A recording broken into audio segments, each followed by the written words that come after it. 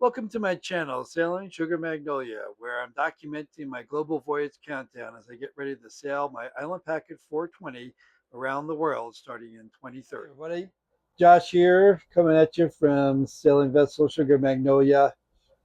And I thought I would take a few minutes to just kind of give you a little bit of background on my sailing experience, show you a few pictures that I've been able to dig up here, going all the way back to actually when I was 6 months old. So the first picture here is really my first time on a sailboat, first time sailing at 6 months.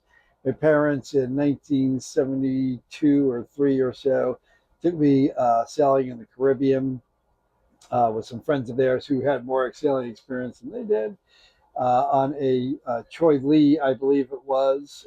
And so you can see me here. Actually, it's my mom sitting on my mom's lap, steering for the first time at 6 months.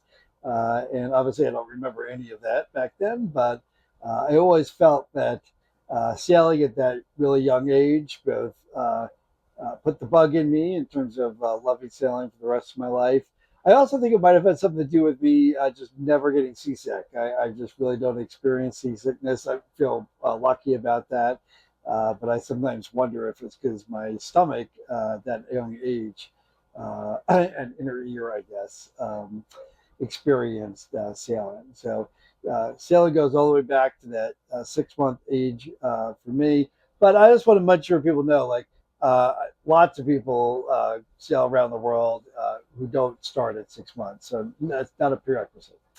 I thought I'd share a couple of other pictures here because of the next stage of my sailing career. So this is I think it was a 14-foot maybe O'Day. And I say O'Day, I'm not sure if it was actually an O'Day, but very similar kind of day sailor boat that my parents bought in the 1980s. We spent our time on Chappaquiddick, Chappie, Martha's Vineyard. And so that's actually my sister there and I sailing. And I believe, I might be wrong, this might have been my first kind of, maybe not solo sail, but sailing without the parents in the boat because I believe we took it out that day sailing without them. So the next pictures here I have are from kind of the next step up on the boat kind of saga that we or boats that we had as a family. This is a 26-foot MacGregor, which if you know MacGregors, you're not sailing around the world with MacGregor. That's for sure. But that was an awesome boat upgrade. We actually could sleep on it. Whoops, sorry. We could sleep on it overnight um, and had a lot of great adventures on that. Pushed that boat way further than I should have. So this is some pictures of me sailing the boat for the first time, or maybe not the first time, but taking some big sails with my dad. We did a week-long sailing trip out to Nantucket actually on this boat, which was definitely uh, lucky we did not die. And actually, on this one picture here too, it's hard to see, but in the back of the tiller, you can see a small silver piece of metal, and that's because the tiller broke on that trip, and we were lucky enough to have someone help us bend some metal into the right shape to be able to um, get back on the water and start sailing. Also done a lot of sailing in the Caribbean, boat chartering. So these are just a couple of pictures from one of the trips. Probably did three or four of these. This is from, let's see, that must be 93. Yes, 93. And this is I think it was a 45-foot sailboat, maybe 48-foot sailboat we chartered there. And this is me at the helm, my mom's sister, and my sister's friend. And we actually went to St. Croix on that trip, which was one of the biggest sails that we did while in the British and U.S. Virgin Islands. Also chartered boats in the Cape Cod area, and so that's what these pictures are. This was actually one of my first big storms, and as you can see me at the helm here, big thunderstorm kind of hit us. Nothing too serious, but I think I actually got a little bit overly